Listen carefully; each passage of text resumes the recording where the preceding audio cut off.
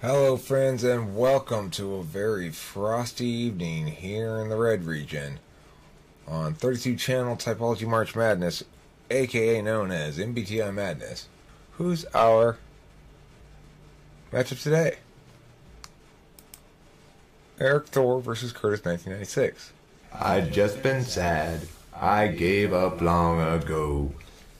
Was sometimes mad, but bad was all I'd ever know. Since sad was all I'd been, I'd only mope and pout until I met a man named Ken who showed me how to whisper shout. I'm rich, I'm the best, I'm the greatest, I'm the greatest, I'm the best. I'm rich, I'm the best, I'm the greatest, I'm the greatest, I'm the best. Let's take a look at some videos, and let's take a look at the rubric. So, let's start with Kurtis. Kurtis 1996 is an 8 seed coming in against a 1 seed in Erik Thor. That is a tough matchup. Anyone coming in, no matter what seed they'd be, they're going to have a tough matchup with Thor. It's not an easy game for you, Kurtis. You're going to have to bring a little special magic to the tournament this year. Maybe you're the first round upset that goes down in history. Who knows? Never been an 8 upset of 1 before. Alright, let's watch a little bit of this. ISTJ 5th slot SE. He says he's an ISTJ. I've expressed a lot of doubt about that, but I'm not sure. So let's see this. Alright guys, today I'm going to be talking about 5th slot SE from an ISTJ's perspective. Now, supposedly, you're supposed to be pretty good at your 5th slot function, but my experience has been a little bit more complicated than that. I wouldn't quite say that I'm good at it. You see, the thing is with ISTJs, we learn from experience. So a lot of ESFPs, ESTPs, they're going to be very good at taking advantage of opportunities in the moment. Even if it's something they've never experienced before, they're going to be ready to make a move. Whereas as an ISTJ, I find I almost need to miss opportunities and screw things up before I realize later on that, oh my gosh, that was an opportunity and I needed to act in that moment. It's good analysis. He's smooth. He's accurately describing ISTJs, and his comment about the way he approaches SE, his explanation of how he'll miss an opportunity and then do it right the next time, what he's explaining right now, sounds exactly like ignoring SE would do, right? So far, I like your level of knowledge. It seems right on the money to me. I'm ready to act. Rather than sitting idle and not making my move, now I'm ready. I realized that that was an opportunity and I need to be ready to do something. And we're like that with everything. SI is like the learning function. We're the ultimate ISTJs, I would imagine ISFJs as well. We're probably the ultimate learning by trial and error type. Yeah, it absolutely is the learning function. I described it as such tonight, too, in my video called The Evelyn Adjustment. I mean, I'm impressed. I haven't really watched your videos before. You've wanted me to, but I haven't. I'm quite impressed. You're smooth. You're saying shit that is insightful. You're making good sense. Who knew? SI is a knowing function, but it's a knowing function based off of the physicality of the past. So, unlike any of the action types, you know, ENTPs, ENFPs, ESFPs, ESTPs, we're gonna have to have an experience with something before we're ready to act in the same way that they would. So, I would imagine that some ISTJs can look like their SE is better than it really is, but it's probably because they have a lot of experience. If we have a lot of experience, we can look like our SE is really good. Like, whoa, that guy is really action. He's ready to pounce. He's ready to take advantage of opportunity. Probably because that thing. We'll make note of it and we'll go, okay, this isn't going to happen this time. This time around, we're gonna make sure that we're ready. There's some TE there as well. We're going to see the practicalities of it. We're going to make some strategic decisions, but it's also SI. It's mostly SI because it's remembering that moment and saying, okay, I'm going to be ready this time around. It's looking after our future self. Interesting. I found myself wanting to type him. He's saying all the right things about SI, but he's not giving me actual examples which I normally would associate with SI. He's using a lot of NI here, however. NI is the 8th slot function for an ISTJ, and it can certainly be effective. I'm not going to get stuck on this video. It's interesting. I'm enjoying it. Good job. Good video. Okay, so one thing I learned, apparently you don't get to have a community tab until you have 1,000 subscribers. I didn't know that, so when I said last time Michelle should complain to YouTube that they didn't give her a community tab, that's why, I guess. I didn't know that. This channel, well, okay, so it's pretty sparse in terms of its layout, in terms of its approach towards accessing the videos, I guess you'd say. Like, there's no playlists, 21 videos. See if there's anything about. And Eric, if you're reading this, please use my 3 most recent videos for the tournament. Oh my god. Kurtis, you silly goose. You are a silly goose, but I tell you, I think that gains you points in the arbitrary category from my department here. Let's see a second to this most recent, a little bit of that. Hi everybody, I hope you're having a wonderful day. So I just wanted to talk about living with 4-slot NE as an ISTJ.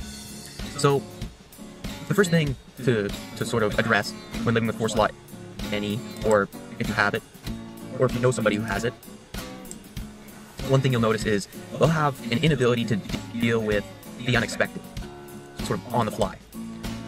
So, you know, if somebody calls them up, or calls me up, and says, hey Kurtis, you want to go do this today? And it's sort of, and it greatly enriches an ISTJ's life if they're open to a little bit more NE than they'd naturally be.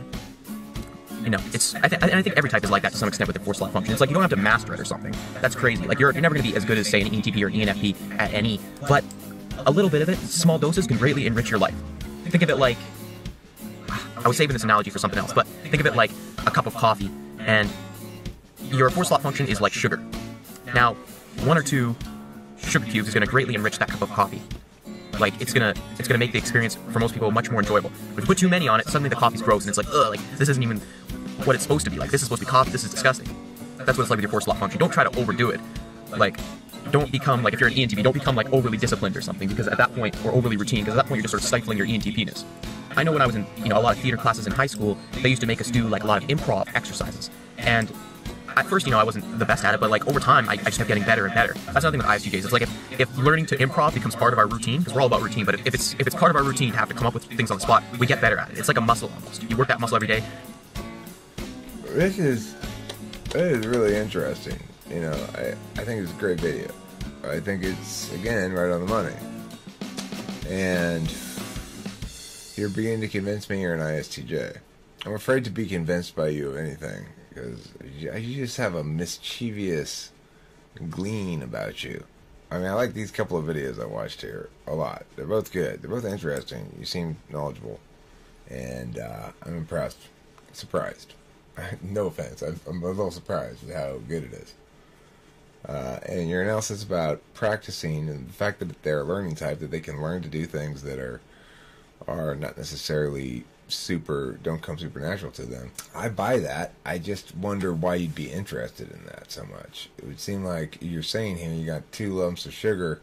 Improv class and drama in high school is more like 4 lumps of sugar, and then you got this stuff going on here. But I mean, I'm still buying it.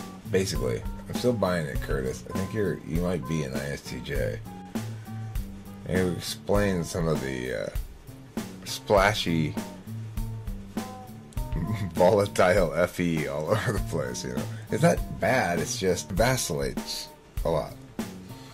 Well, it's just big, I guess, or something. I don't know. Maybe other commenters can offer their thoughts on Kurtis's FE and whether he's really FE polar. So here's Erik Thor in one of his more recent videos. Here is another one that I was kind of interested in watching. I haven't watched it all yet. Let me just say, also, I'm very impressed with this video. Erik Thor's gotten a lot better since I've last seen him. I hope I've gotten better too. I buy him as a guru.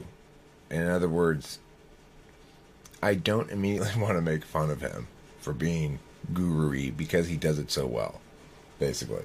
He's impressive in this video. Function, and I want to explain to you why there are certain things you always forget to do. Now, to explain this, I want you to imagine you have 2 stacks of paper on your desk. One is assigned to the dominant function, and one is assigned to the inferior function. All these stacks of paper reflect tasks that you need to do that require the use of this particular cognitive function. on a daily basis. Things that require you to use introverted intuition, things that require you to use extroverted feeling, things that require you to use extroverted sensing. All these things are assigned to a table, and you have already developed a belief about what comes before the other. And now the dominant function is always your top priority. It's what you do before anything else. It's a new quest for the dominant function. Okay, I'm there, I'll be there, I'll do it, I'll take care of it, I'll handle it. So often what we do is we zoom through our life and everything that's happening around us, and we look for things to do with the dominant function. We always put this one forward. It's the first foot we put forward in life. I thought the first time I watched this, when he did that, we say something, we speak it, we do it, we wonder it, like that thing, you know, it does. That's a good example of an NI dom using ignoring any. He's got several ways to say it, and they're kind of synonymous, but not, you know, there may be connotative differences. Ignoring that it's any in some regard, because he's NI'd it down into like a package that he executes communicatively. So anyway, that was just a thought I had when I was watching it. So I'm gonna let him go a little while longer, and then I'll skip ahead to 5:14 and 8 minutes. It's the first thing we say yes to. It's the first thing we put in our to-do list. It always ends up on top. And even if we don't put it on top, we'll still do it before the inferior function. We'll still always find a way intuitively to put it ahead of the other functions. So you can imagine how this is a problem. There are times when we need to use the inferior function because it is of objective importance. But subjectively, we have a list of priorities in our mind: a dominant, auxiliary, tertiary, and inferior function. And in our head, the dominant is always regarded as more important, even at times when we, if we thought the situation through, would recognize that the inferior needed to be taken care of. So a general thing is, we end up with more pieces of paper on the inferior. Third, the tertiary. Second, the auxiliary. And the dominant function, that one is always cleaned out. So the dominant function is always taken care of. It's always out of the way. There's no paper on this stack. As soon as a piece of paper comes up, it's out of the way. Swoosh, it's gone. But the inferior, it starts to... There, he did it again. He executed his NE algorithm. He didn't say, those aren't different ideas, Erik Thor. Those are just synonyms. Now, I do that too sometimes, but I always feel a certain, like, warmth when I see INFJs doing extroverted intuition. And I agree with basically everything he says in this video, and I like it. I find it the right message right there. Everyone is procrastinating on something. It's not just you, INFP. Everyone is procrastinating on something. If you're procrastinating on extroverted thinking and failing to be productive in your life, the ESTJ is procrastinating on empathy and struggling to get emotional perspective on their life and on their decisions. Everyone is struggling to take time for something. Everyone is missing out on one key activity or a few key activities. Yeah, I think that's really a key takeaway from typology in general, is that whatever your strengths are, remember, you're always paying with inattention in some other fashion. You can't have your cake and eat it too. You know, I never got that expression when I was a kid, and the reason is because it sources to a time when people won cake contests and got to take cake home, when it was pretty to look at on the table. They wanted to keep their cake on the table and look at it, and they wanted to eat it too. You can't have your cake and eat it too. Alright, so I agree with them about procrastinating there, that everybody procrastinates on something. And I also like the way he resolves the procrastination issue, which is not Jordan Peterson-y so much. It's like, you should try to do a little bit of that stuff, but don't kill yourself with it, you know? You're dominant and you're inferior as your overall script in life. What you tell yourself you are allowed to do. What you tell yourself other people expect of you. What you tell yourself other people ask of you. Okay, so what you tell yourself you're allowed to do, what you tell yourself other people ask of you, what they expect of you, this is a very FE tool framed understanding of the implicit value. The implicit value function, the dominant function, has an implicit value, which means you're going to avoid things that don't fit within your implicit frame. So that is to say, if some situation doesn't afford me any opportunity to ideate, then I'm really going to want to avoid that. However, I'd say it's not probably the case that everybody understands that implicit frame through the perceptions of others, as he was saying there, basically. Like, this is what everybody expects me to do, this is what everybody wants me to do, this is other people's thoughts. I don't think that is necessarily how your implicit frame manifests at all. If you're SI dom with T in the second slot and you're FE polar, you probably don't understand your implicit frame through those channels. Okay, but that's a minor quibble. Kurtis, I've got to talk about your banner. Your banner's pretty cool. It's not bad. I don't mind it at all. It doesn't bug me at all. It doesn't thrill me or anything, because, I don't know, it's just, whatever, I guess. It's like, it's kind of cool with the lights and the boat and stuff. But, I don't quite understand the purpose of it, in the sense that it's just the image that you like. It's not really, it doesn't say anything about your channel name or anything. It should say, when you've gone skirtless, come see Kurtis. So, good job on this video, Erik Thor. I liked it, as you can see. And I'm one of your subscribers, and I do watch your videos sometimes. I commented on one not that long ago where I made fun of you for saying at the end of your video that you had to go because you had to go get cinnamon buns at the Scandinavian embassy. That's so Scandinavian of you. It's the most Scandinavian thing ever. Anyway, so this is his channel. Now look at this. This is more like what a banner is supposed to look like, Kurtis. You and me both need to fucking fix shit or something. I don't know. My banner's not very good either. I'm going to be fixing it. I'm going to change it soon. This is making me inspired to fix channel stuff. This is a better banner. I don't like this. This makes me concerned, but it's from 2 years ago. Facial expressions. I don't like that. It's a good channel. Personality types, developing cognitive functions, personal growth. Well, how are these things different? This is like this plus this equals this, right? I think so. I think maybe he would say that. Those aren't different enough headings, Erik Thor. You're gonna lose a point for that.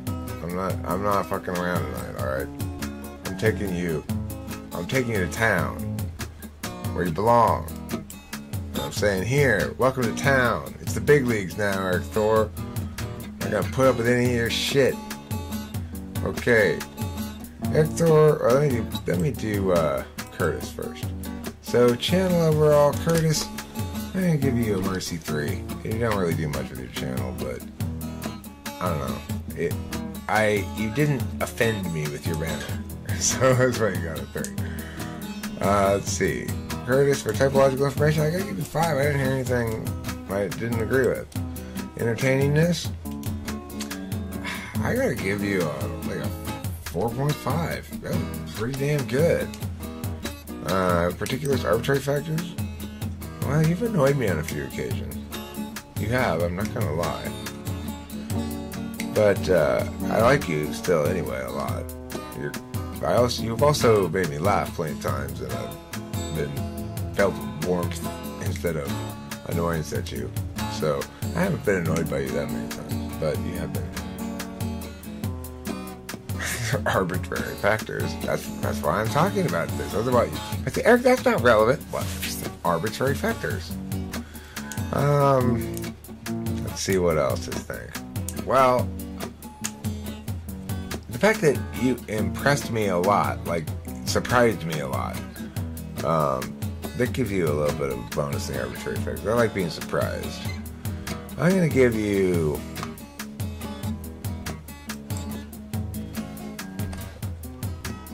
3.9. Okay, now let's go over to Thor here. What am I going to do? Channel overall, I'm going to give Thor a 4.5. I'm going to give him a 4. His playlist organization thing on the front page is not very good.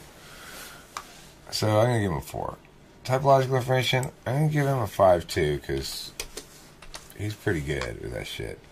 Entertainingness, I didn't even get to that part I was going to play, huh? Well, let me go back over here then. Then you're at the point in your life when you're starting to really evaluate happiness, and you're starting to make happiness the priority. Happiness should be the priority. That's what I've been telling everyone all along. Flow should be the priority. Stress should not be your priority in life. What you should be doing is you should be taking the green papers from every stack and you should be putting them forward as often as possible. As often as possible, this is what you should dedicate your life to. If you have something you truly enjoy doing, you should spend as much time as possible with this. You should dedicate your life to. If you have something you truly enjoy doing, you should spend as much time as possible with this. And here's the thing, a lot of people don't even know what they love. They're so focused on what they ought to do, or what they've been supposed to do, or what they've told themselves is necessary. They're so focused on the dominant function, they don't have time to have flow. They don't have inner balance. They don't feel peace with themselves. They don't feel satisfaction with what they do. They don't feel pride over what they have done or accomplished. They don't feel joy in the general things they do on a daily basis. No, they feel frustrated. They feel anxious. They feel insecure, they feel invalidated, they feel angry, they feel upset, they feel bored, numb, tediously bored, exhausted by what they are having to do on a daily basis. And we subject ourselves to these terrible situations on a daily basis. We subject ourselves to doing things we don't want. And put these things down on a list for yourself and think for yourself, what do I want to do, and what would happen if I would change my overall priorities in life? What would happen if I put a little less time on this and a little more time on that? Would my life feel better, or would it feel worse?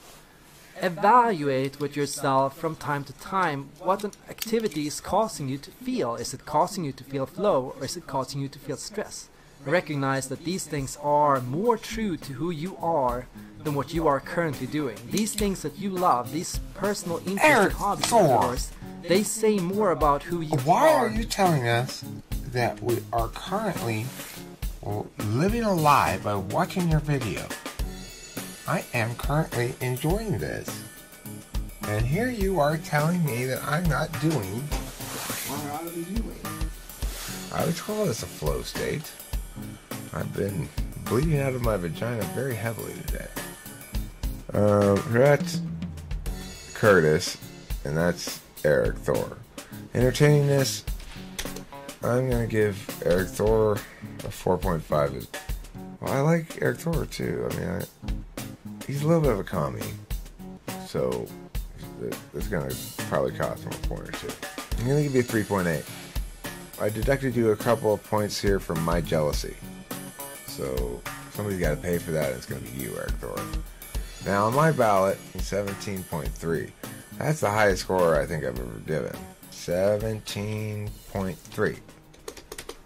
Kurtis, 16.4. And that I think, probably is the second highest score I've given. Now, granted, I have only watched 6 channels now. Right? This would be 8 channels. Alright, so that's the score on those two for me, which means, Erik Thor, you are the winner. Congratulations. Kurtis, you could very easily have pulled an upset there. I wouldn't be surprised if you do better in the poll than people expect. While we're playing the song, I'll put up the poll. I'd just been sad, I gave up long ago. Was sometimes mad, but bad was all I'd ever know.